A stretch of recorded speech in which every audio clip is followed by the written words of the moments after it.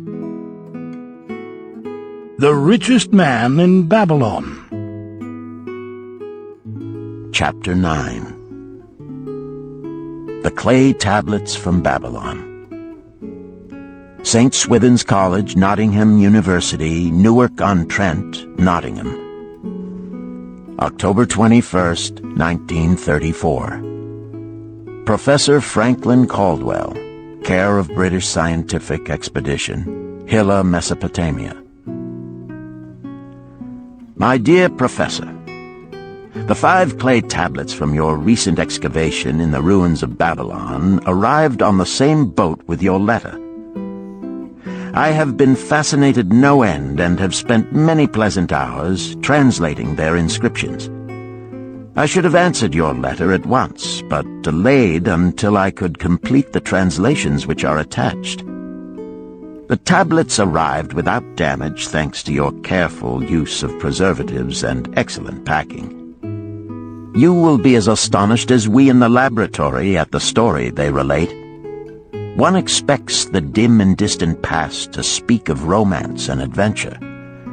Arabian Nights sort of things, you know.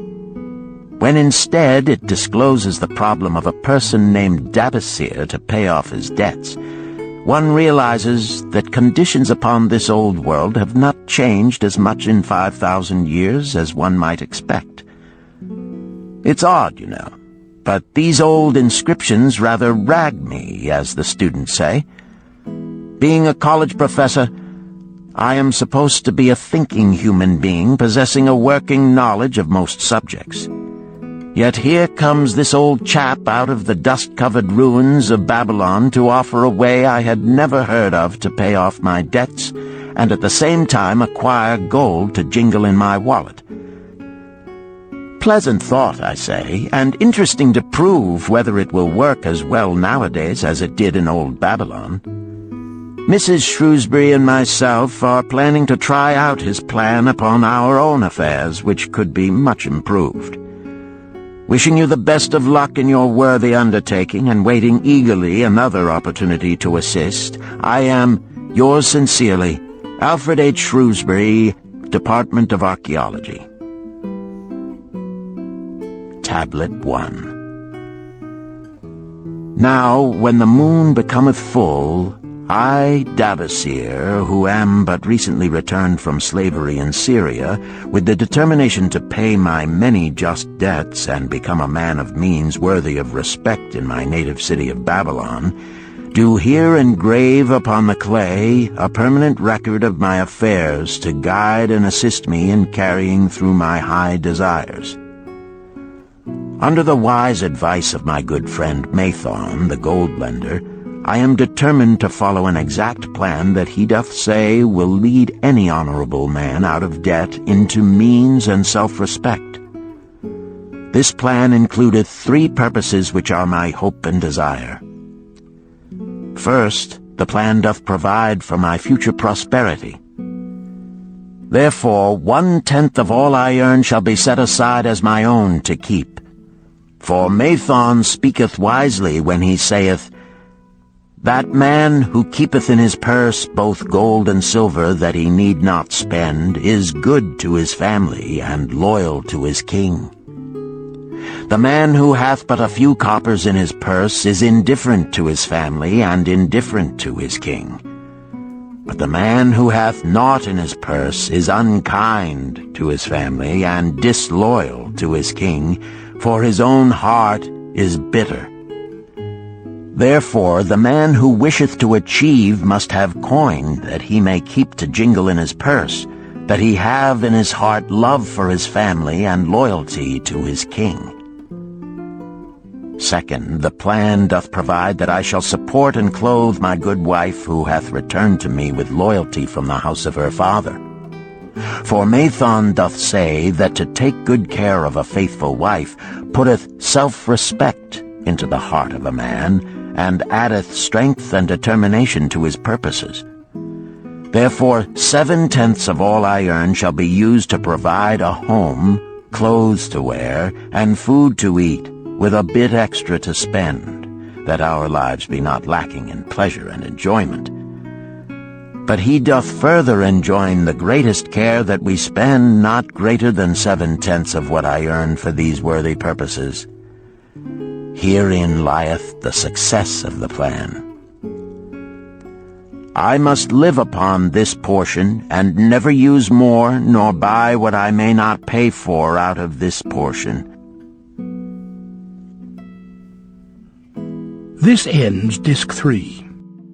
The Richest Man in Babylon, Disc 4. Tablet 2. Third, the plan doth provide that out of my earnings my debts shall be paid. Therefore each time the moon is full, 2/10 of all I have earned shall be divided honorably and fairly among those who have trusted me and to whom I am indebted. Thus in due time will all my indebtedness be surely paid. Therefore do I here engrave the name of every man to whom I am indebted, and the honest amount of my debt. Faru the cloth weaver, 2 silver, 6 copper. Sinjar the couch maker, 1 silver. Amar my friend, 3 silver, 1 copper. Zankar my friend, 4 silver, 7 copper. Askamir my friend, 1 silver, 3 copper. Haransir the jewel maker, 6 silver, 2 copper. Diarbakir my father's friend, 4 silver, 1 copper. Alkahad the house owner, 14 silver.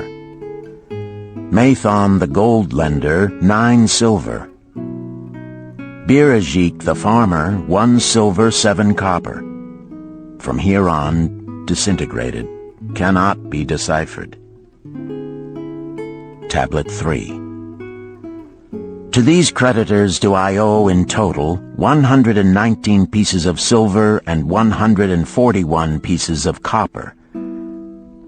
Because I did owe these sums and saw no way to repay, in my folly I did permit my wife to return to her father, and didst leave my native city and seek easy wealth elsewhere, only to find disaster and to see myself sold into the degradation of slavery.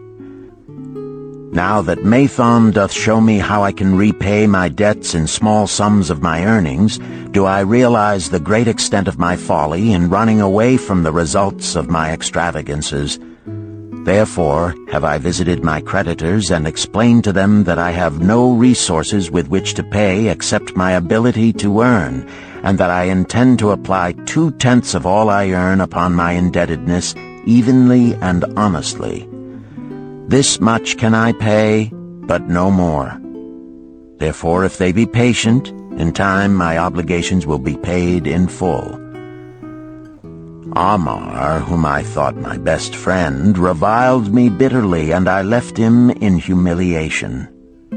Birajik, the farmer, pleaded that I pay him first, as he didst badly need help. Alkahad, the house owner, was indeed disagreeable, and insisted that he would make me trouble unless I didst soon settle in full with him. All the rest willingly accepted my proposal. Therefore am I more determined than ever to carry through, being convinced that it is easier to pay one's just debts than to avoid them. Even though I cannot meet the needs and demands of a few of my creditors, I will deal impartially with all. Tablet 4. Again the moon shines full. I have worked hard with a free mind. My good wife hath supported my intentions to pay my creditors. Because of our wise determination, I have earned during the past moon, buying camels of sound wind and good legs for Nebertor, the sum of 19 pieces of silver. This I have divided according to the plan. 1/10 have I set aside to keep as my own, 7/10 have I divided with my good wife to pay for our living, 2/10 have I divided among my creditors as evenly as could be done in coppers. I did not see Amar, but left it with his wife. Birajik was so pleased that he would kiss my hand. Old Alkahad alone was grouchy and said I must pay faster. To which I replied that if I were permitted to be well fed and not worried, that alone would enable me to pay faster. All the others thanked me and spoke well of my efforts. Therefore, at the end of one moon, my indebtedness is reduced by almost 4 pieces of silver, and I possess almost 2 pieces of silver besides, upon which no man hath claim. My heart is lighter than it hath been for a long time. Again the moon shines full. I have worked hard, but with poor success. Few camels have I been able to buy. Only 11 pieces of silver have I earned. Nevertheless, my good wife and I have stood by the plan, even though we have bought no new raiment and eaten little but herbs. Again I paid ourselves 1/10 of the 11 pieces, while we lived upon 7/10. I was surprised when Amar commended my payment, even though small. So did Birajik. Alcahad flew into a rage, but when told to give back his portion if he did not wish it, he became reconciled. The others, as before, were content. Again the moon shines full, and I am greatly rejoiced. I intercepted a fine herd of camels and bought many sound ones, therefore my earnings were 42 pieces of silver. This moon my wife and myself have bought much-needed sandals and raiment. Also we have dined well on meat and fowl. More than 8 pieces of silver we have paid to our creditors. Even Alcahad did not protest. Great is the plan, for it leadeth us out of debt, and giveth us wealth which is ours to keep. 3 times the moon hath been full since I last carved upon this clay. Each time I paid to myself 1/10 of all I earned. Each time my good wife and I have lived upon 7/10, even though at times it was difficult. Each time have I paid to my creditors 2/10. In my purse I now have 21 pieces of silver that are mine. It maketh my head to stand straight upon my shoulders, and maketh me proud to walk among my friends. My wife keepeth well our home, and is becomingly gowned. We are happy to live together. The plan is of untold value. Hath it not made an honorable man of an ex-slave? Tablet 5. Again the moon shines full, and I remember that it is long since I carved upon the clay. 12 moons in truth have come and gone. But this day I will not neglect my record, because upon this day I have paid the last of my debts. This is the day upon which my good wife and my thankful self celebrate with great feasting that our determination hath been achieved. Many things occurred upon my final visit to my creditors that I shall long remember. Amar begged my forgiveness for his unkind words, and said that I was one of all others he most desired for a friend. Old Alcahad is not so bad after all, for he said, "Thou wert once a piece of soft clay to be pressed and molded by any hand that touched thee. But now thou art a piece of bronze capable of holding an edge. If thou needst silver or gold at any time, come to me." Nor is he the only one who holdeth me in high regard. Many others speak deferentially to me. My good wife looketh upon me with a light in her eyes that doth make a man have confidence in himself. Yet it is the plan that hath made my success. It hath enabled me to pay all my debts, and to jingle both gold and silver in my purse. I do commend it to all who wish to get ahead. For truly, if it will enable an ex-slave to pay his debts and have gold in his purse, will it not aid any man to find independence? Nor am I myself finished with it, for I am convinced that if I follow it further, it will make me rich among men. St. Swithin's College, Nottingham University, Newark-on-Trent, Nottingham, November 7th, 1936. Professor Franklin Caldwell, care of British Scientific Expedition, Hilla, Mesopotamia. My dear Professor, if in your further digging into those ruins of Babylon you encounter the ghost of a former resident, an old camel trader named Dabasir, do me a favor.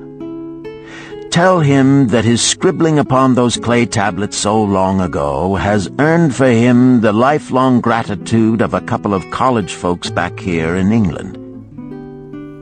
You will possibly remember my writing a year ago that Mrs. Shrewsbury and myself intended to try his plan for getting out of debt and at the same time having gold to jingle. You may have guessed, even though we tried to keep it from our friends, our desperate straits.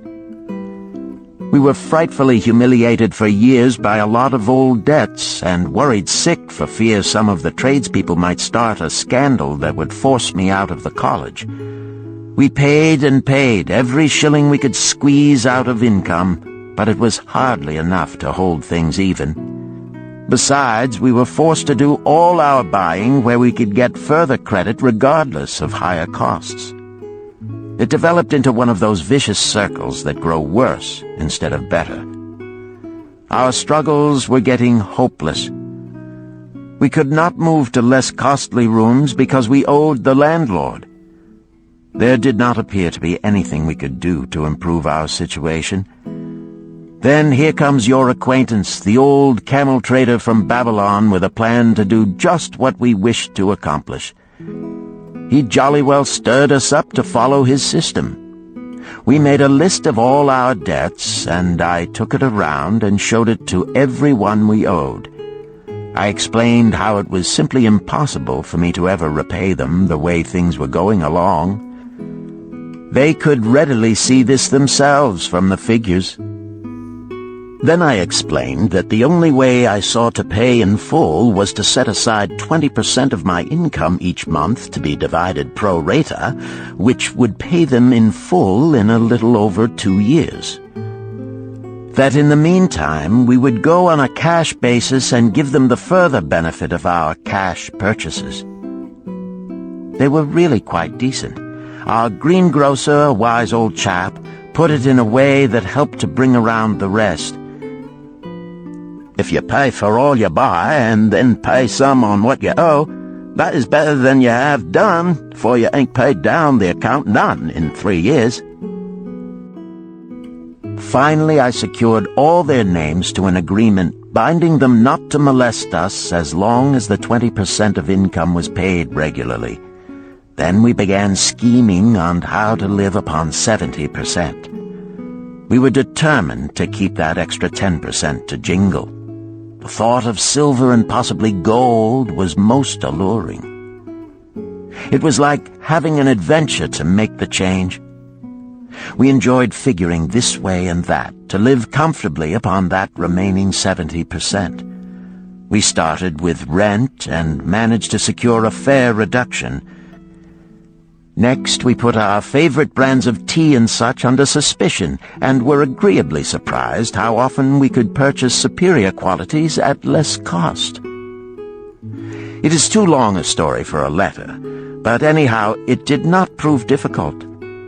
We managed, and right cheerfully at that. What a relief it proved to have our affairs in such a shape we were no longer persecuted by past due accounts. I must not neglect, however, to tell you about that extra 10% we were supposed to jingle. Well, we did jingle it for some time. Now, don't laugh too soon. You see, that is the sporty part. It is the real fun to start accumulating money that you do not want to spend. There is more pleasure in running up such a surplus than there could be in spending it. After we had jingled to our heart's content, we found a more profitable use for it. We took up an investment upon which we could pay that 10% each month. This is proving to be the most satisfying part of our regeneration. It is the first thing we pay out of my check. There is a most gratifying sense of security to know our investment is growing steadily. By the time my teaching days are over, it should be a snug sum, large enough so the income will take care of us from then on. All this out of my same old check. Difficult to believe, yet absolutely true. All our debts being gradually paid, and at the same time our investment increasing. Besides, we get along financially even better than before. Who would believe there could be such a difference in results between following a financial plan and just drifting along? At the end of the next year, when all our old bills shall have been paid, we will have more to pay upon our investment besides some extra for travel. We are determined never again to permit our living expenses to exceed 70% of our income. Now you can understand why we would like to extend our personal thanks to that old chap whose plan saved us from our hell on earth. He knew. He had been through it all. He wanted others to benefit from his own bitter experiences. That is why he spent tedious hours carving his message upon the clay. He had a real message for fellow sufferers, a message so important that after 5,000 years it has risen out of the ruins of Babylon just as true and just as vital as the day it was buried. Yours sincerely, Alfred H. Shrewsbury, Department of Archaeology.